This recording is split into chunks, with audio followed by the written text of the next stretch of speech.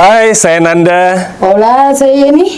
Kita bertemu di acara Nanda dan Yeni Speak Up.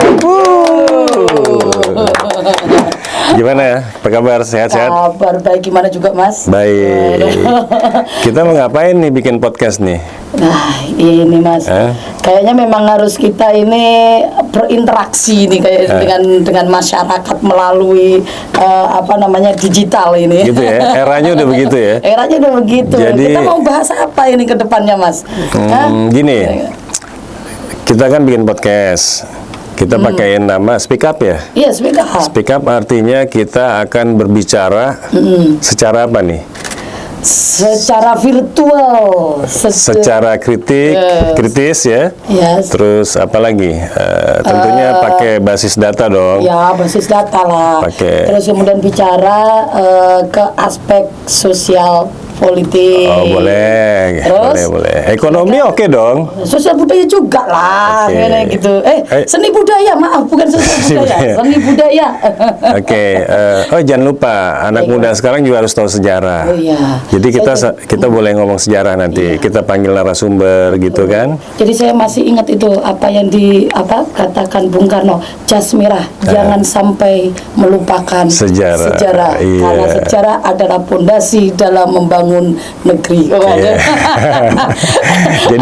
Jadi Soekarno ya, pemikiran Soekarno ya. Oh iya, haruslah. Gitu ya. Terus, nah ini kayaknya ini Mas, kalau kita di Speak Up ini kita kan sebagai host. Kalau masyarakat atau publik atau kemudian kelompok-kelompok yang lain terus melihat kita kalau tidak tahu host kita antara kita berdua, nah itu kan juga tidak menarik juga kan. Siapa sih hostnya di Speak Up ini ya? Kita kuli-kuli ya, saling menguli kita. Jadi ceritanya waktu dulu masuk Jakarta tahun berapa? Kan saya dengar aslinya dari Jawa Timur ya? Iya Mas, tahun 2003. Ya kan 2003 setelah wisuda, pas wisuda tahun 2003 itu saya kan dari Universitas Brawijaya Malang. Jurusan? Saya itu lucu juga Mas, ya kan. Sekarang tahu kebijakan publik tapi S1-nya gue peternakan. Wah, cocok deh kalau gitu, ntar kita ngobrol tuh. Masalah pertanian tuh. 2003 saya masuk Jakarta. Kalau Mas Nanda sendiri? Saya sih lahir di Jakarta ya. Ya, walaupun udah keliling Indonesia lah sampai usia saya sekarang. Dulu ya saya sempat jadi aktivis juga di tahun-tahun 80-an itu, 90-an itu sebelum reformasi lah. Ya, sebelum reformasi. Dulu saya sempat aktif di berbagai gerakan gitu. Salah satunya organisasinya itu Badan Koordinasi Mahasiswa Jakarta. Jadi dulu tuh kampus-kampus ya, ISTN dulu namanya ISTN tuh ya. Ada UNAS, ada UNTAK, ada berbagai kampus ya, Ibnu Khaldun juga ada. Jadi saya ketemu tuh di situ sama teman-teman dibikin presidium. Nah, saya kan dulu kuliah Trisakti. Oh, jadi itu SD, SMP, SMA, kuliah Jakarta. Pernah keluar dari Jakarta? Nggak pernah. Sekolahnya di sini terus. Ya, Mas, ya. Nah, kalau Mbak Yeni dulu di mana, Jember ya? Bukan, saya di Brawijaya. Brawijaya, sorry. Malang berarti kan? Ya, saya S1-nya di Brau, ngambil peternakan. S2-nya saya di UI, ambil kajian gender dan transformasi sosial. Keren. Iya, tahun 2000 berapa? 2015-2016. 2014. Terus kemudian ngambil S2-nya di IPB, Institut Pertanian Bogor. Jadi S2 saya 2. Kalau sekarang kemudian balik lagi ke kandang lagi Mas. Apa tuh? Universitas Brawijaya ngambil doktoral. Insya Allah ya. Juni ini sudah mulai kuliah. Oke, insya Allah ya. Sukses ya, lancar ya.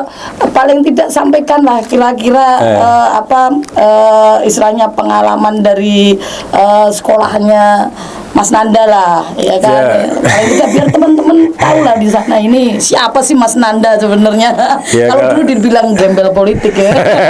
Iya, dulu dibilang gembel politik karena nggak punya duit. Jadi kemana-mana bawa ransel gitu kan. Kita rapat-rapat dulu tuh. Ada teman-teman tuh, ada sahabat saya Bung Bob R. Randilawe, ada almarhum Giat Wahyudi. Dulu saya sempat di Trisakti terus ke Untak soalnya. Jadi tahun 88, karena kelamaan di Trisakti itu saya kuliah, bosen ya. Dulu kan di Trisakti banyak hedon. Iya, anak pejabat. Jadi kalau ngomongin anak pejabat ini. Enggak. Kalau saya anak pejuang. Anak pejuang. Ya, karena keluarga saya dari founding fathers ya. Ada keluarga besar lah ya. Jadi ada beberapa yang dulu ikut berjuang sampai kepada proklamasi kemerdekaan. Jadi dulu keluarga besar saya salah satunya yang jadi Menlu pertama Mr. Ahmad Subarjo. Terus ada iya kan, bener kan, anak pejabat ya, bener. Enggak, bukan anak, bukan anak itu, bagian dari keluarga besar. Ya bangga lah, kita harus bisa mempertahankan nama baik keluarga besar dong sebagai pejuang. Termasuk kan keren ini, sudah bagian dari struktur di pemerintahan, tapi beliaunya jadi aktivis, kan ini paradoks gitu. Ya, soalnya dulu kita kan melihat kekuasaan Orde Baru kan yang otoriter ya, militeristik gitu. Jadi ya kita sama teman-teman pas ketemu teman-teman aktivis di Untak itu, saya ya ketemu, saya punya langgam gitu loh, saya punya komunitas yang memang itu jiwa saya kan sifatnya sosial lah ya. Pokoknya yang saya pikirin gimana negara NKRI ini tetap utuh gitu ya, Pancasila bisa berkembang. Ya itu nasihat yang diberikan orang tua dan keluarga saya. Jadi kalau kamu mau jadi politisi, berjuang jangan mikir kaya. Gitu. Jangan mikir kaya kalau menjadi politisi, ya kan? Nah, kalau sekarang kan beda nih. Jadi politisi pengen jadi orang kaya gitu loh. Nah, yang orang kaya pengen jadi politisi. Terbalik-balik sekarang. Tapi ya itu menariknya ketika dilahirkan dari keluarga yang bagian dari struktur. Kalau saya kan enggak, Mas. Saya kan dilahirkan sama-sama dari merah. Bapak seorang orang merah gitu loh. Merah itu maksudnya apa sih? Orang nasionalis. Nasionalis. Iya.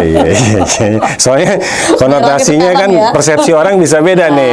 Merah tahu-tahu gambarnya ada beda. Benderanya ada palunya gitu kan.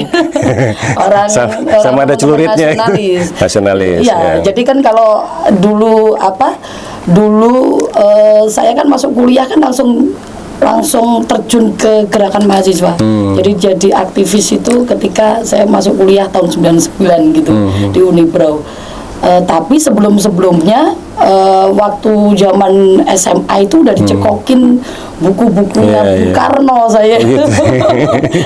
Jadi SMA itu usia 16 tahun, 17 tahun itu suruh baca DPR itu di bawah bendera revolusi jilid 1 sama jilid 2. Kayak gitu, Mas. Jadi pemikiran Soekarno banyak mewarnai ini ya, pikiran-pikiran kayak gitu, Mas. Banyak ini ya. Tapi kenapa sih, Mas, saya tertarik ke ini, Mas, ke Mas Nanda? Pada saat itu tergabung dengan teman-teman mahasiswa untuk gerakan perubahan lah ya, dan kemudian bisa ceritakan siapa saja sih kemudian yang dikenal pada waktu itu gitu loh. Wah, kalau dulu tuh teman-teman saya banyak, ada kawan saya, sahabat saya tuh yang dari Mustopo ya, ada Bung Oki ya. Kalau tadi saya sebut nama Bung Bob kan di Untak ya. Dulu ada Bung Yuda tapi jadi AJI dia, Aliansi Jurnalis Indonesia. Terus ada teman saya yang dari STN, saya ingat itu ada Indra Iskandar. Sekarang beliau sekjen di DPR RI kan. Nah, dulu demonya bareng saya tuh. Terus siapa ya? Ada dokter sekarang namanya Fernando Manulang, Nando gitu. Itu orangnya ya progresif revolusioner juga pada era itu. Kalau demo berani. Pokoknya anak STN kalau demo zaman dulu nekat-nekat, berani-berani. Beda sama zaman saya di Trisakti, anak Trisakti nggak ada yang berani ngomong politik, diajak demo juga nggak mau. Gitu kan. Gitu, Mas? Ya mereka ya gimana ya, di Trisakti kan ada kampus itu ada dua kelompok masyarakat yang kalau kita sebut pribumi dan non pri kan, 50-50 itu di situ. Nah yang pribumi majority adalah anak pejabat, anaknya tentara lah, apa segala macam. Jadi mereka kan pro ke Soeharto. Jadi kalau saya ajak ngomong, ngomongin ini situasi nih negara begini, pada nggak mau, takut. Di era itu ya, di era 80-an itu. Ada satu sih kecantol teman saya, anaknya duta besar. Ya, itu namanya Andi ya. Kecantol juga dia, akhirnya ikut-ikut ngomong politik, ikut-ikut sama saya. Gitu. Ini lama-lama nanti ini para supporting kita di teknis, kalau kita ngobrolin soal sosial politik juga jadi ikut-ikutan. Ikut-ikutan ya, terpengaruh ya. Enggak, begini, masyarakat sekarang ini perlu memiliki kesadaran ya. Kesadaran apa? Kesadaran kebangsaan.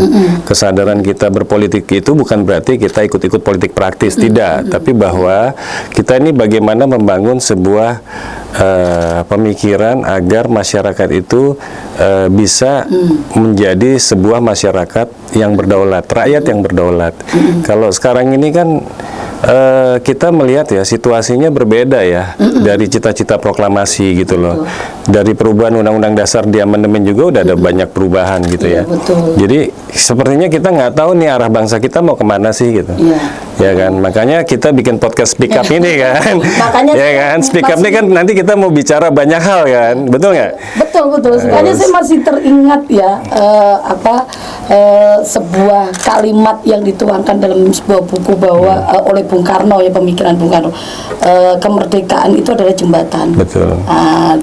Di sananya lah itu kemudian PR kita untuk mewujudkan kemerdekaan yang sebenarnya itu seperti apa. Betul. Kan begitu. Sampai detik ini kemudian perjuangan itu kan yang memang diharapkan oleh Soekarno. Nah, ini balik lagi nih Mas, ya kan?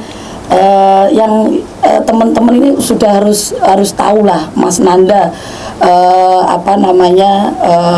dari awal mula pemikiran ketika kemudian berkeinginan jadi aktivis itu pemikirannya dari mana, dan kemudian pada saat itu banyak mengenal siapa sih, kita pengen tahu gitu. Waduh, kalau bicara mengenal siapa banyak nih sekarang nih, banyak. Ya gitu, terlepas dari saya dulu pernah jadi aktivis, terus saya sekolah di SMA juga, kebetulan SMA saya SMA 3 Setiabudi Jakarta Selatan. Kan sekarang banyak di alumni SMA 3 juga yang jadi tokoh-tokoh.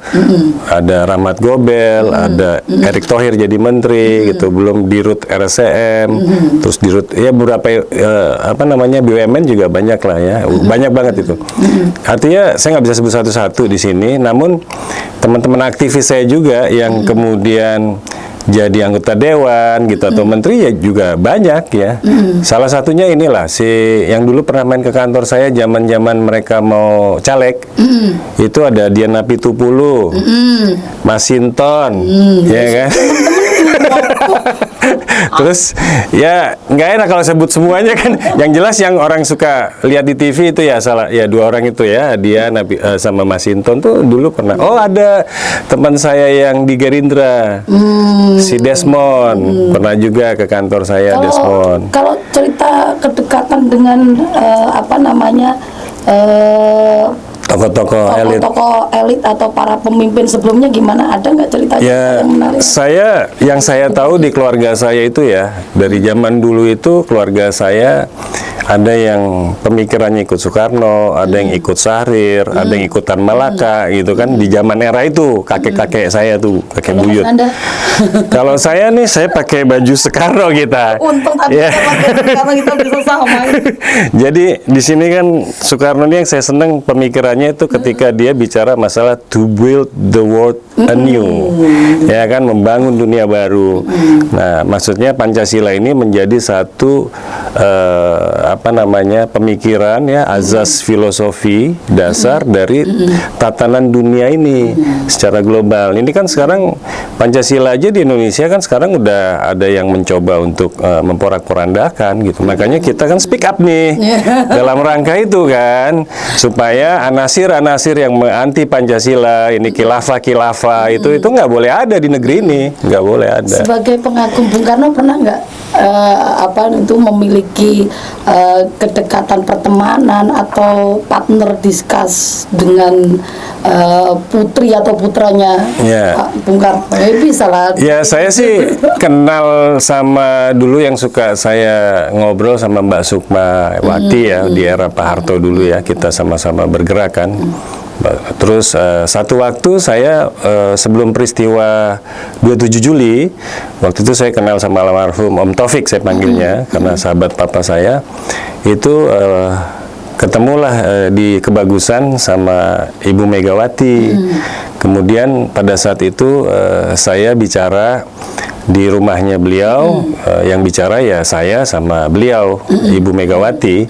Ini fotonya juga ada ya. Ada, Mas. Nah ini jadi foto ini waktu itu saya kira-kira 2 minggu sebelum 27 Juli ya. Ini tahun berapa ini, Mas? 96. 96. Sebelum peristiwa 27 Juli. Jadi waktu itu juga ada Budiman Jatmiko kok ngobrol sama saya dulu. Dia Budiman Jatmiko dulu jadi aktivis, masih bawa-bawa ransel aja dia, masih belum apa-apa. 98 itu ya. Ya, terus dia sekolah kan, disekolahkan kan keluar ya. Ya oke lah.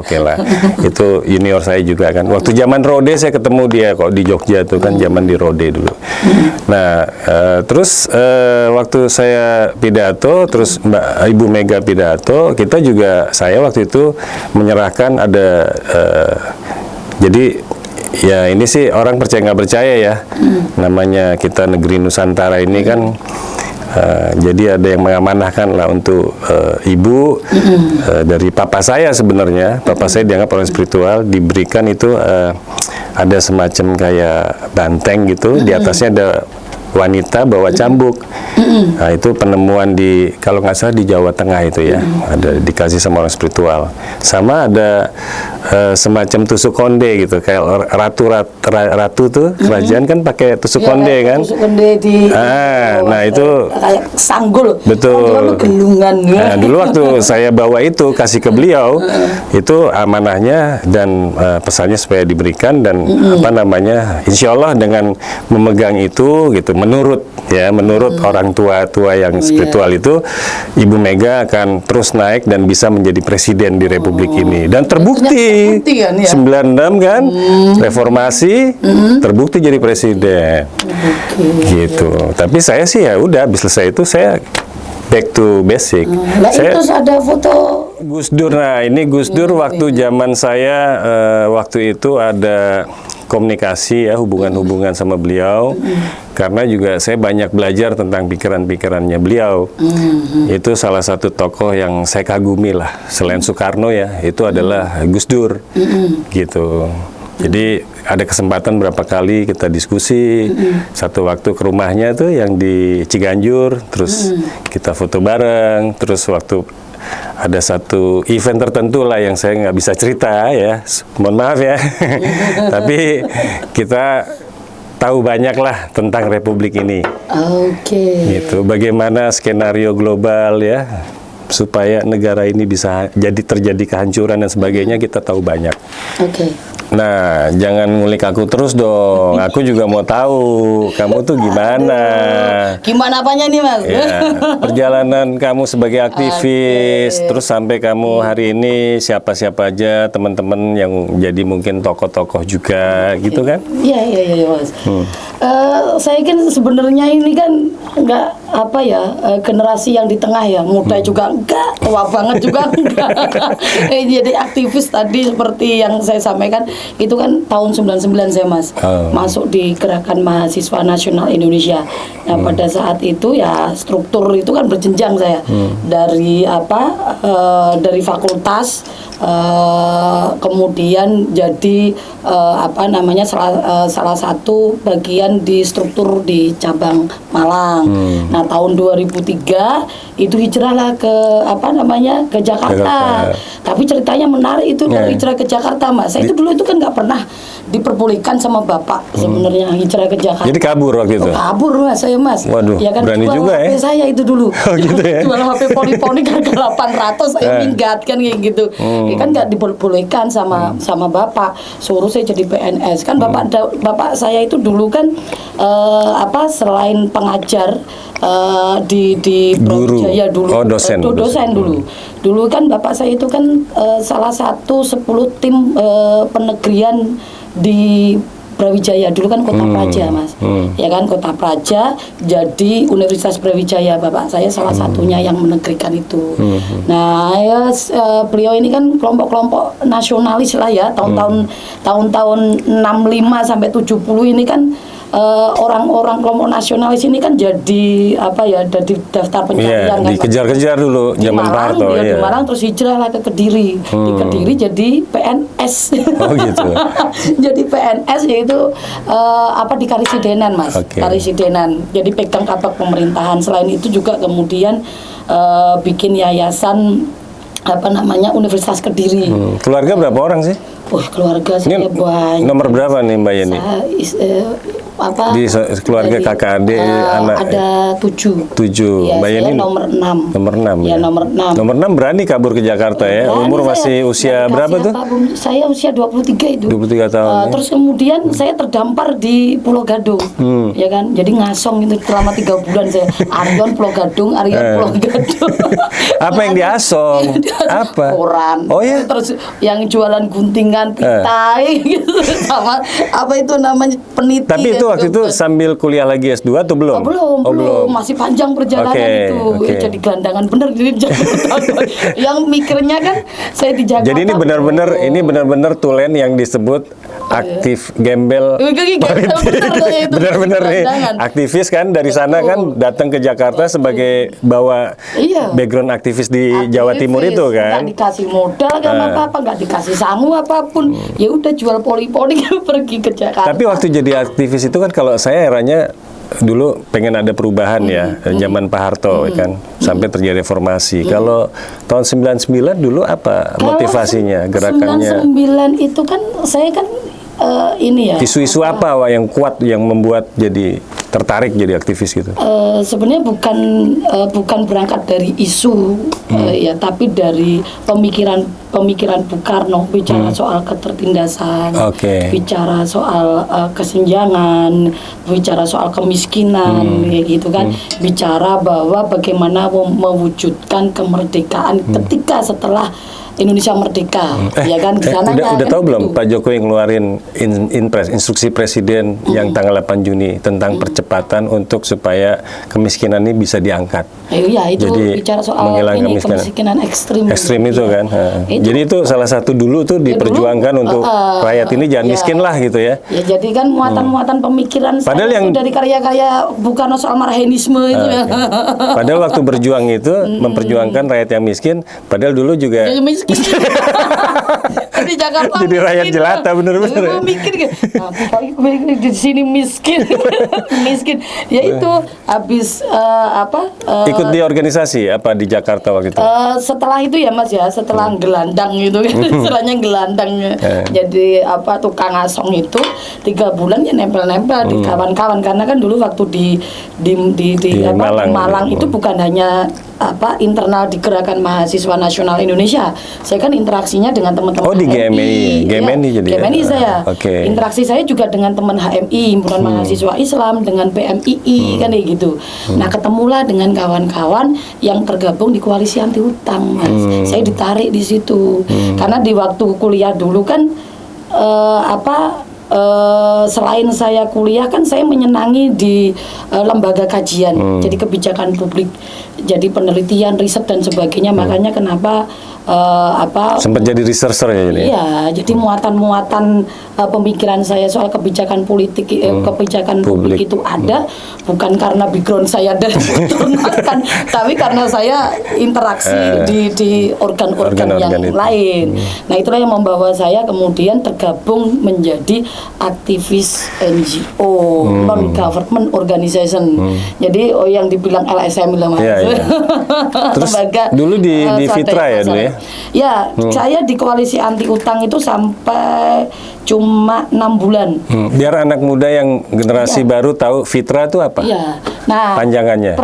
Akhir 2004 setelah di Koalisi Anti Utang, saya ditarik di Fitra, Forum Indonesia untuk Transparansi. 2004 tuh ya? Ya, langsung ditunjuk menjabat menjadi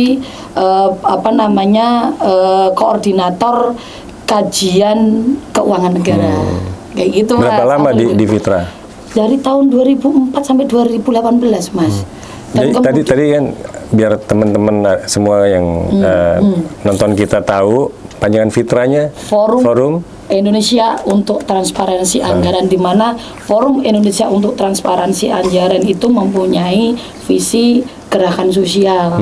Makanya dia memiliki jaringan-jaringan di 15 provinsi. Jadi di mana satu provinsi itu memiliki jaringan di 80 sampai 90% sampai hari ini masih ada kan? Sampai hari ini masih ada. Tapi waktu itu yang saya dengar kan pernah membuka kasus. Nah, Ayo dong cerita dong, ini, Mas. cerita. Kan perjalanan saya 18 tahun di Fitra itu kan nggak hanya kemudian ketika sebelum jadi sekjen itu kan jadi koordinator kajian, kemudian Ini sambil denger saya ngopi ya. Ya, silakan. Kemudian ditunjuk selama 6 tahun jadi direktur research center. Jadi pusat pusat kajian, pusat data, pusat analisis, pusat pengetahuan. Yang akhirnya kemudian muncul sekolah anggaran di beberapa wilayah. Nah, 2013 ketika saya kemudian menjabat menjadi sekjen ditunjuk oleh jaringan. Nah, ketika saya menjabat menjadi sekjen Fitra, Forum Indonesia untuk Transparansi Anggaran, itu kan pimpinan tertinggi yang ditunjuk oleh perwakilan dari lembaga-lembaga di jaringan. Nah, ketika itu saya memiliki perencanaan strategi, yaitu membuka istilahnya melahirkan advokasi mengenai soal kejahatan ekonomi.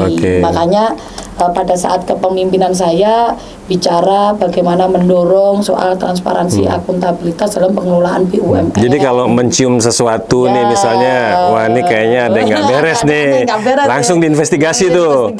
Terus dapat data, dikumpulin datanya. Buka soal kasus korupsi mengenai XPLBI, terus kemudian EKTP, Hambala. Jadi udah banyak korban dong nih yang masuk KPK nih gara-garanya. Mbak Yeni ya. Terakhir pimpinan DPR. Oh ya, really? Oh iya. Oh gila hebat ya. Jadi itu karena kekuatan data ya. Kekuatan data ya. Kita kan NGO ini kan sebagai kelompok oposisi. Jadi kita punya data-data lain dong buat yang sekarang lagi masih bertengger di atas ini kan. Iya kan? Nanda dan Yeni Speak Up. Itu kan istilahnya kan base data kalau kita ngomong ya kan. Selain kita kemudian panggil narsum-narsum. Siap-siap aja diintimidasi ya. Pernah dong diintimidasi? Pernah dong. Pernah ya Mas. Iya kan pernah saya itu diintimidasi. Diancam-ancam gitu. Ancam-ancam. Jadi ketika sampai mau dimatiin atau gimana, dibunuh gitu misalnya. Pernah ketika mengeluarkan satu statement mengenai soal transparansi dalam tanda kutip, saya nggak mau bilang dong tanda kutipnya itu apa gitu. Pagi sampai siang jam 9 antara jam 12 itu sebar rilis gitu kan, diwawancara gitu, sore ya ditelepon. Ya kan ditelepon, mohon maaf Ibu, segera ditarik rilisnya atau permintaan kepada redaktor untuk menarik pemberitaannya, kalau tidak saya nggak menjamin nyawa Ibu. Sampai ngomong tidak menjamin nyawa Ibu gitu. Iya, saya keder lah gitu. Gila ya. Saya keder. Itu ada tuh ya orang-orang yang udah melakukan tindakan korupsi, udah tahu salah, ngancem pula kan? Ngancem pula, tapi kan ini mesti dihukum seumur hidup yang orang-orang kayak begitu. Terus saya tarik, tapi masih ada 2 berita yang belum ditarik sampai sekarang. Tapi saya nggak perlu. Iyalah, oke. Jadi itu suatu hal yang menarik memang ya. Ini buat teman-teman semua ya, teman-temannya Mbak Yeni atau yang nonton kita nih, bahwa kita membuat podcast Speak Up ini karena kita mau speak up. Kita mau bicara ya sesuatu hal yang berdasarkan hati nurani ya. Iya, hati nurani, data terus berpikir future ya, bagaimana membangun negeri ini, dan kita mempertahankan NKRI, Pancasila, UUD 45 gitu kan. UUD 45 juga ini kan perlu kita bahas nanti nih. Iya, ya harus itu Mas, karena kita kan harus meluruskan lah kan, Iya, gitu iya. kan, meluruskan sesuatu hal yang menjadi mimpi founding Fathers, Kan betul, gitu. betul. Itu yang kemudian Cita-cita proklamasi 17 Agustus 45 itu ya. Karena kan kalau kita melihat ini kan bicara soal apa Konstitusi, cita-cita dalam konstitusi ya. itu kan bukan kemudian hanya lip service, Iya. tapi itu kan harus kemudian benar-benar Diaplikasikan. bisa diaplikasikan Betul. Oleh para pemimpin kita. penyelenggara pemerintah. Saya sih berharap bisa jadi pemimpin wanita nih, meneruskan Ibu Mega yang pernah jadi presiden gitu kan. Belum ada lagi presiden perempuan di Indonesia. Kita nggak tahu loh garis tangan, betul, ya garis kan? tangan, seperti Pak Jokowi Iya, ya. Garis tapi jangan tangan. lupa ya. Biasanya kalau udah yang jadi-jadi minta tolong nih sama saya nih. Mas, tolong dong suara bantu nih di wilayah. Tapi habis jadi gitu lupa dia. Itulah Mas. Makanya kalau dulu itu motonya jangan pernah takut dibungkam, Iya, kan kayak gitu. betul. Makanya untuk speak up ini ya Kita nggak pernah takut untuk siapapun orang mau bungkam kita gitu ya. Untuk kemudian kita kan sudah kulik-kulik ini Mas, ya kan? Saya sudah ngulik Mas Nanda sudah ngulik saya. Nah, sekarang ini ketika kita mempunyai mimpi dalam speak up untuk bicara apa adanya, tidak mengenai direkayasa sosial, politik, ya, soal ekonomi, soal sejarah, seni budaya dan bicara soal sejarah. Kira-kira kita itu punya apa dan sekarang itu di posisi apa sih kita itu? Oh berani-beraninya gitu kita ngoceh-ngoceh gitu. Kalau kita kan coba tanya Mas Nanda kira-kira aktivitas hari ini itu seperti apa Mas? Kalau saya hari-hari kerja ya, dari dulu saya wira swasta. Saya tidak pernah kerja jadi PNS atau sekarang istilah ASN atau direkrut sama pemerintah jadi apa, staf ahli atau apa enggak. Tapi saya memang background saya aktivis ya. Saya pernah bikin yang namanya Lembaga Studi Strategi Budaya Nusantara. Ada beberapa organ-organ dulu ya, zaman Pak Harto, pasca Pak Harto gitu ya. Terakhir juga saya jadi aktivis lingkungan ya. Tahun 2015 apa akhir tuh saya ikut ke Paris COP21 kan. Saya yang mengirim 2 anak remaja, Kevin dan Nessa, dengan wadah Yayasan Peduli Bumi Indonesia itu ke mitigasi ke Kutub Utara. Jadi kita kerjasama sama Australia sama Jerman. Jadi anak-anak remajanya ke Kutub Utara untuk melakukan mitigasi, melihat perubahan iklim di sana. Ternyata es mencair apa segala macam lah. Nah kemudian ke COP21. Nah jadi saya waktu itu sempat juga ketemu beberapa kepala negara di sana ya. Termasuk terakhir di Singapura saya ketemu Menteri lingkungan hidupnya juga gitu. Jadi saya ya bukan melalui jalur istilahnya pemerintah ya, bekerja sama sama kementerian ini, kementerian itu gitu kan. Nah, ketika saya main di lingkungan ini, kemudian saya masuk ke waste management. Ini kan banyak program Pak Jokowi ya. Waktu itu ada dibuat yang namanya Perpres 35 tentang membangun insinerator di 12 kota gitu. Ini kan belum terrealisasi nih. Ya kan, masalah-masalah sampah kita juga masih menjadi isu nasional ya. Nah, terus setelah itu saya masuk ke pertanian juga. Jadi saya bikin kerjasama sama petani-petani. Kita nanam sorghum. Nah, sorghum ini menjadi alternatif pangan ya, karena semua mulai dari akar, batang sampai daun sampai bulirnya itu bisa digunakan. Bisa jadi pangan, bisa jadi pakan, bisa jadi energi. Artinya ini bisa bisnis plus mobilisasi petani. Jangan diomongin, nggak boleh, ini nggak boleh diomongin. Saya juga nggak mau istilahnya nggak boleh kalau kita bisnis ya kita bisnis lah, nggak usah politik lah, bisnis aja gitu. Saya dari dulu. Ini harus diluruskan kan, iya. Orang berpikir bahwa di bisnis harus ada udang di balik batu. Oh enggak. Dijelasin ini, Kalau saya misalnya mau menggerakkan petani ya saya bikin wadah dong, sesuai dengan aspirasi petani apa kita wadahi. Misalnya sorghum lah misalnya. Kita mau misalnya nih petani-petani ngomong sama saya, Pak, kita bikin wadah deh misalnya gini-gini ya. Itu kan harus bottom up dong. Nggak boleh dari atas. Kalau dari atas kan berarti kepentingan orang di atas. Kita harus dari bawah. Makanya saya selalu berangkatnya dari bawah. Jadi Kita kan murni orang-orang bisnis. bawah. Ya kan, dari rakyat jelata kan. Jadi murni Dan- bisnis ini Mas. Ini murni bisnis. Tapi ada yang pernah nyolek-nyolek gitu Mas. Karena kan punya basis petani kan nggak masalah Mas. Ya, Ini nyolek-nyolek kan? Ya, Pastilah. ya belum tahu saya. Tapi ya kita sekarang ini kita harus jujur ya. Artinya melakukan sesuatu itu dengan kejujuran, Iya. bukan dengan quote-unquote kepentingan Oke, gitu. Karena iya. rakyat kasihan. Betul. Cuman suaranya aja diambil waktu 5 menit, nyoblos selesai, udah habis gitu udah. Saya pernah selesai. mendengar si sorghum ini, Ya. ya kan sudah ini kan sebagai pengganti gandum kan sebenarnya ya. Mas? Iya, Boleh betul. dibilang begitu ya?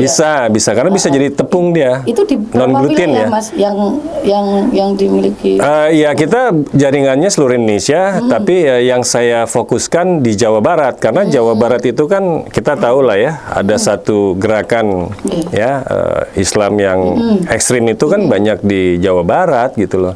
Jadi saya jujur kalau di sini saya katakan ya saya harus bisa gitu ya untuk bisa mengantisipasi adanya gerakan bawah tanah yang terus bergerak ini di Jawa Barat ini. Jadi selain itu, tapi pada konteks yang lain ya bicara soal apa ya boleh dibilang sosial politik bukan? Ya, Sosial ya. iya sosial Ya, lah. untuk menghalau. Orang terserah mau mandangnya ini Iya. politik, tapi ini bicara ke masyarakat, apa Iya. bicara petaninya, bagaimana petani bisa lebih sejahtera Ada lah berapa gitu ya. petani Mas yang sudah dinaungi oleh perusahaan? Ya ratusan, belum ribuan, ratusan. ratusan, ya. Tapi kan dari ratusan satu orang kan bisa getuk Berapa tulang. hektar Mas ini Mas sudah Di Jawa Barat yang dikelola oleh ada 100 hektaran. Waduh, luar biasa ya.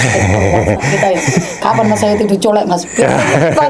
boleh, kolaborasi kita, kolaborasi. Tapi anyway, saya mau nanya nih, sekarang nih di mana? Aduh. Saya dengar-dengar di istana. Gitu.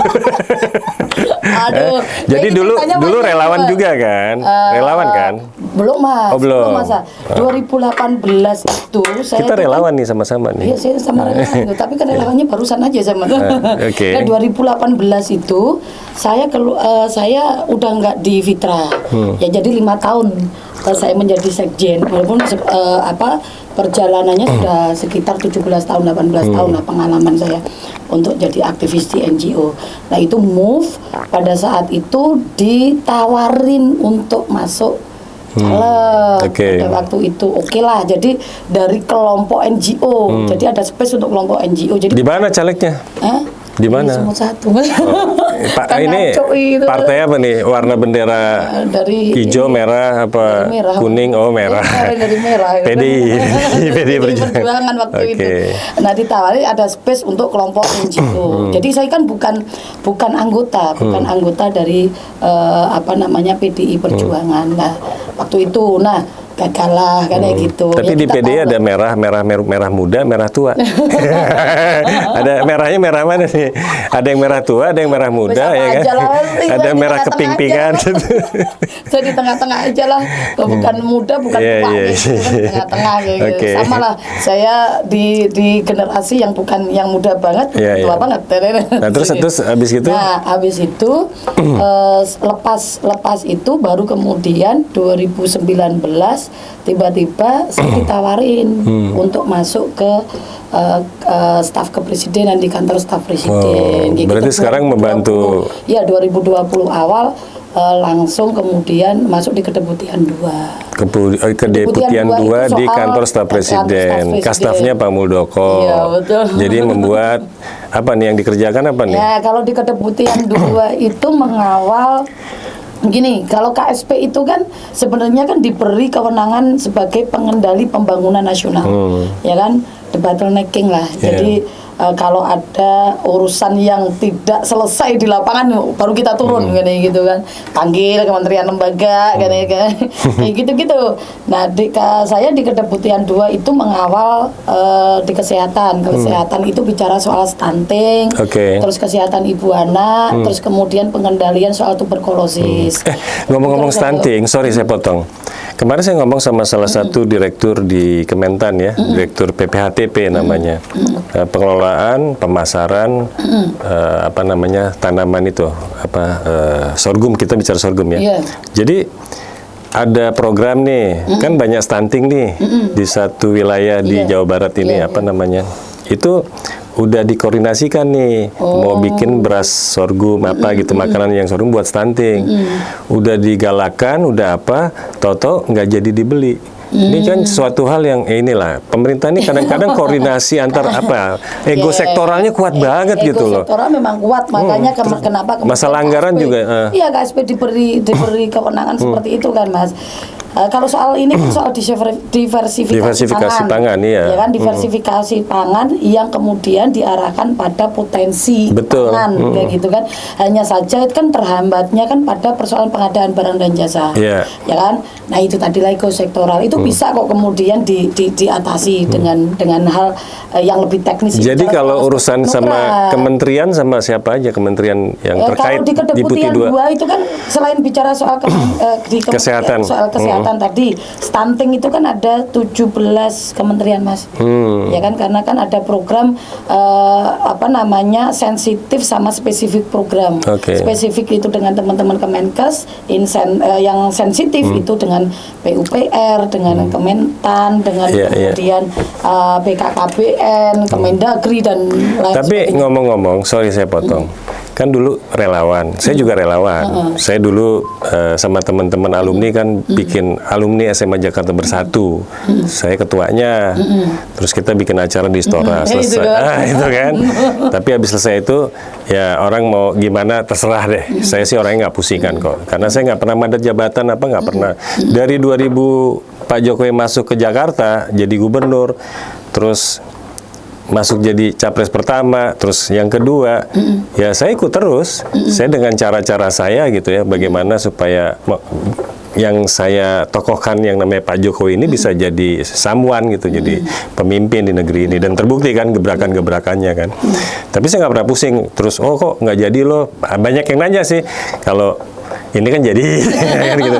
Cuman begini maksud saya, dulu kan istilahnya kritik ya kepada pemerintah kan, masalah anggaran, terus udah ada beberapa korban masuk juga KPK segala macam. Sekarang ditarik ke sini, maksudnya apakah supaya nggak bongkar sesuatu gitu yang ada di dalam sini atau gimana nih? Ayo, ya mungkin begini, supaya diem gitu apa gimana? Pemikirannya begini, artinya ketika saya ditarik, ini kan membutuhkan saya. Oke. Untuk apa? Untuk aspek memberikan kontribusi kebijakan-kebijakan untuk memberikan kontribusi pemikiran. Jadi bukan maksudnya mau supaya nggak speak up kan? Enggak. Jadi walaupun di dalam masih tetap speak up kan? Jadi kalau misalnya nanti ada sesuatu yang nggak benar, tetap ya kita panggil, boleh ya? gitu. Boleh ya? Soalnya tetap. kan bukan PNS kan? Bukan. Jadi boleh kan? Boleh. Oh iya. Nah, nggak menyalahi aturan ya? Enggak ada. Nggak, soalnya setahu saya kan banyak orang yang takut juga ngomong. Iya. Ya kan? Gitu kan. Tapi kita enggak lah, karena ini kan sebenarnya ketika kita di luar maupun di dalam, ini kan visinya adalah kan bicara soal perubahan. Oh iya, setuju. Ya kan, di dalam cuma strateginya kan berbeda. Ya kan, ketika saya di speak up ini, saya kan tidak kemudian memakai identitas bahwa saya dari kantor staf presiden loh. Ya, ini individu ya. Jadi lepas dari itu ya. Iya, kan lepas dari itu bicara. Ya banyak juga sih menteri. Loh, saya bicara bukan karena saya menteri gitu. Ini nggak boleh sebenarnya. Iya kan? Mau kemanapun dia tetap menteri gitu loh. Saya kemanapun dia mau bilang, saya nih pribadi. Lah, jadi kalau pribadi nggak usah jadi pejabat lah. Ya kan, jadi pengusaha kayak gua. Memperpadukan ya gitu kan, memperpadukan. Enggak, tapi kalau posisi Mbak, saya pikir karena belum menjadi kayak menteri gitu ya, pejabat publik ya. Ini kan masih dibilang staf ahli ya. Jadi pejabat setingkat eselon lah. Ya, jadi masih dalam konteks melakukan analisa ya, diskusi untuk sebuah lahirnya kebijakan kan. Betul. Jadi think tank lah ya, jadi think tank ya. Karena kan kita tahu bahwa KSP ini kan sebagai juga kanal terakhir mendengarkan suara rakyat saat ini, gitu. Dulu tuh KSP, kantor staf presiden itu, kalau konsep Amerika tuh ada left ya sama right wing ya, ya kan, left wing sama right wing gitu kan, sayap kiri kanan gitu kan. Yang satu urusan yang ke dalam negeri, satu yang ke luar negeri. Konsepnya saya ada tuh, clear tuh ya, waktu itu dibikin beberapa profesor, doktor tim ya. Tapi waktu pada saat terus Pak Jokowi jadi, berubah. Iya. Ada yang rubah. Ada yang berubah. Yang rubah yang sekarang pejabatnya tuh apa aja dipegang. Apa aja dipegang. Urusan-urusan aspek politis dah kagak ikut-ikut. Udah, Aku nggak ikut ya. Nggak ikut-ikut. Yang penting negeri ini aman. Ya, negeri ini aman. Karena kita kan stabil ya. ditugasin. Kalau KSP, kalau saya ini kan tadi nyambung ya di kesehatan. Kalau di pendidikan kan bicara soal pendidikan keagamaan, kebencanaan. Saya saat ini juga ditugasi sebagai tim pemindahan ibu kota negara. Oh, IKN. Ya kan? Terus kemudian ditugasin untuk mengawal soal Badan Riset dan Teknologi. Terus dijadikan tim akselerasi pembangunan Papua Barat. Woy, keren. Selama ini juga begitu, sejak tahun 2020 ketika mencuat soal Covid, saya juga ditugasin di tim Covid dan tim pemulihan ekonomi nasional sejak tahun 2020. Anggap aja ini sebagai satu jabatan untuk bisa lebih belajar memahami cara berpikir atau mindset di dalam ya. Betul. Ya, di birokrasi, di pemerintahan gitu kan. Yang tadinya di luar terus gitu kan. Jadi kan sekarang di dalam supaya lebih tahu malah. gitu. Tapi nggak boleh. Publish ada hal yang perlu masyarakat ketahui, ada yang enggak. Karena ini kan rahasia negara. Yang kita ngomong di sini kalau bicara rahasia negara, mungkin satu waktu kita akan diskusi juga bahas ya, cari narasumber tentang rahasia negara nih. Zaman digital ini rahasia negara, tapi kok bocor ya gitu kan. Kemana-mana kan. Ini jadi agak sulit ini membedakan mana kalau mau disebut rahasia negara tuh yang mana sekarang rahasia negara. Ada bahasan Istana aja kedengeran kok ngomongnya apa gitu kan, bisa Kita ketahu juga, gitu. kita Itu kan heran punya- sih. Kalau zaman dulu tuh ya nggak bisa kayak Kalau gitu. kita kan punya pakem, kalau saya kan juga begitu.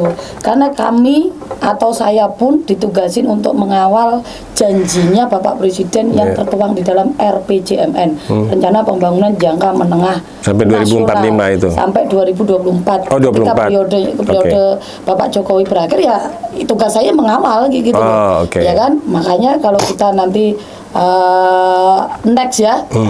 Kalau setelah ini tugas kita Mbak bicara- mengawal, Iya. saya tugasnya tetap menjaga NKRI tetap utuh. Betul. Karena 2024 ini kita nggak tahu pertarungannya seperti apa. Betul.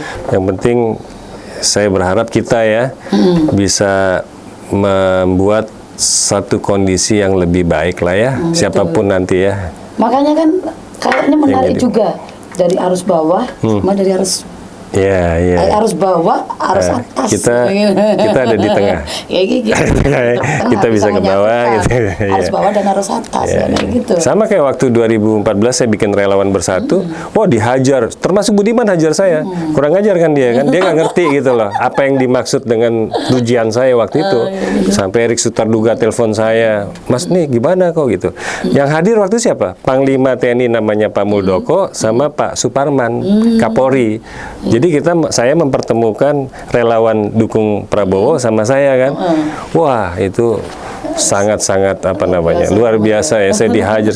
Padahal niat saya untuk mempersatukan gitu loh, dan terbukti kan pasca itu kan nggak ada cerita cebong kampret, tapi 2019 kemarin kan lah itu kan cebong kampret kan lahir gitu loh. Ini kan sampai hari ini gitu loh, dari 2014 itu ya sampai hari ini gitu kan. Jadi ini suatu hal yang memprihatinkan. Jadi kita nggak perlu lagi bicara-bicara itulah. Ya itulah. Move on lah, move on. Ya, move on. Go. Ada yang lebih penting kan? Ada yang lebih strategis yang penting. harus. Ya kayaknya menarik kalau kita nanti kupas ya, kerja-kerja kinerja pemerintah, kementerian, apalagi itu. Kayaknya menarik kalau bahasan setelah ini kita membahas total mengenai Pak Jokowi, kerja-kerja Pak Jokowi. Oh iya boleh tuh, Iya, menarik itu, tuh. Mas. Kerja-kerja Jokowi, terus kemudian apa sih yang dilekatkan pada seorang Jokowi. Oke, Mas, gitu ya, Mas, ya? Sip. Jadi tunggu kita nanti kita bicara masalah Jokowi. Oke. Sampai jumpa di Nanda dan Yeni Speak Up.